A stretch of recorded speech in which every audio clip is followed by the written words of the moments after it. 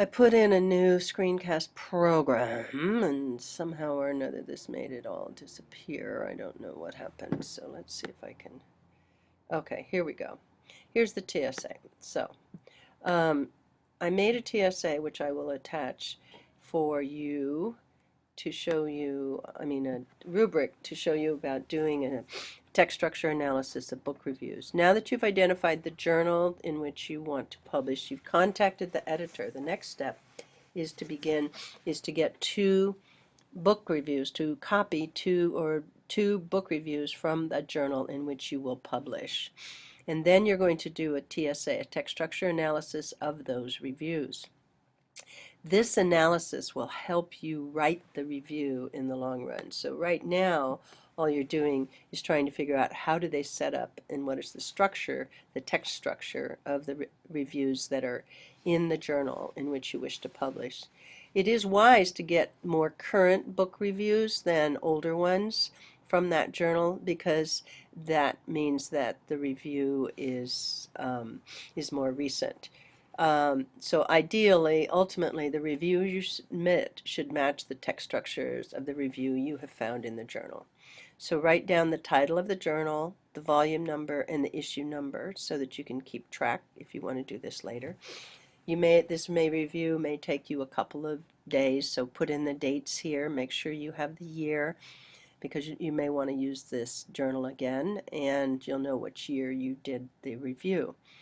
Then put down the last name of the person who reviewed the book review that you have in your hand. Up here where it says reviewer, put a short title of the book that's reviewed. We're not interested so much in the content of the review, but the structure. So this will just help you anchor and find the review if you need to find it later. Reviews will typically have some sort of a way that they tell the reader the name of the book. It could be the review has a title, but typically the name of the book itself is the title.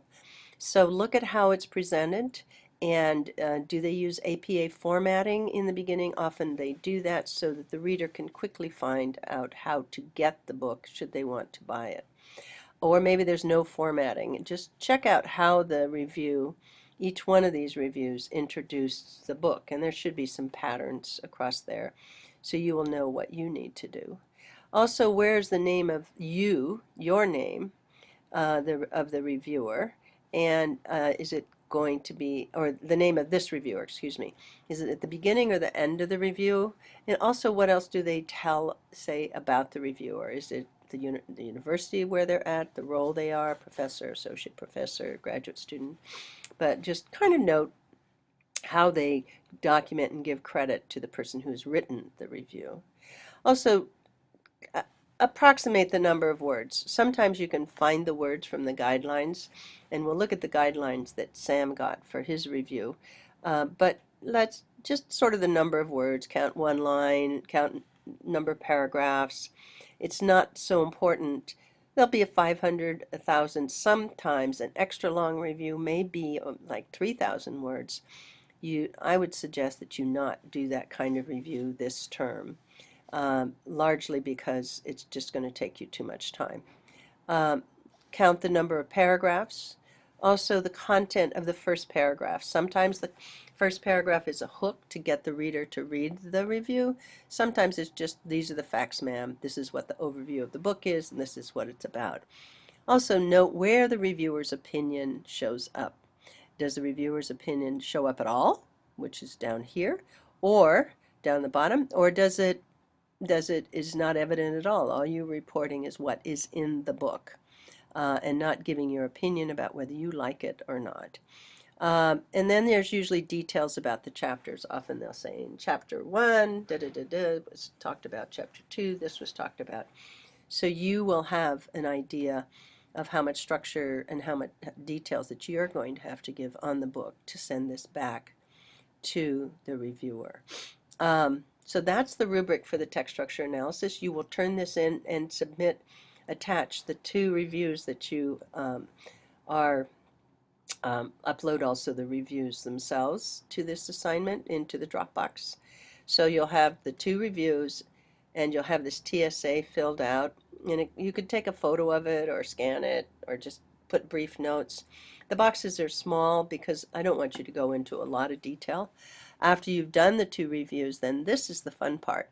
Begin to look at what are the patterns that you notice across these 2 reviews, and then you can begin to think about, that's how long it should be. Oh, that's how much my opinion I am allowed to talk about. Oh, they want me to say a lot about my opinion and my perspective. Oh, maybe they don't want me to say anything at all about the fact that I'm a graduate student or I'm a principal of a school. Or maybe that's okay. So see if you can ferret out exactly how much of the personal tone is allowed. Also, do they use I, or the reviewer, do they use a more impersonal tone? So we're just checking out what is generally acceptable as a book review for this journal.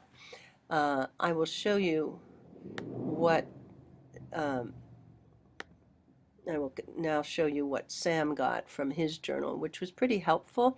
These are guidelines that the um, journals often give. Let me see if I can find it.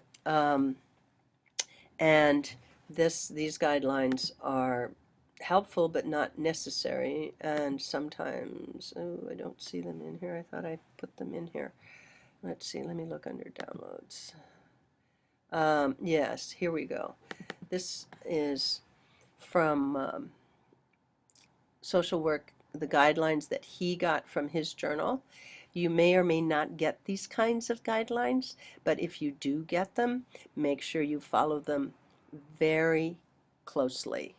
So there are 4 main areas of content we'd like you to include in this review. This is the review for the journal called Social Work Education. And the content, evaluation of the publication, the book, they mean, contribution to the subject area, relevance to education and training, and the extent to the publication addresses and promotes anti-oppressive practice. This looks like a pretty good journal because they do want you to give your opinion. It sounds like in this last section. You might even make these headers in your review. You can drop them later. But if they give you this kind of information, then I would definitely follow it. Also, you'll notice down here they say the number of words, 500 words. That's not very many words. It's about 2 pages double-spaced, about 250 pages, words per page. So it's not very long, so you're going to have to be pretty concise in this review that you would do for social work education. Okay, so I think that gives you a good launching place to do the TSA and complete this. Good luck to you.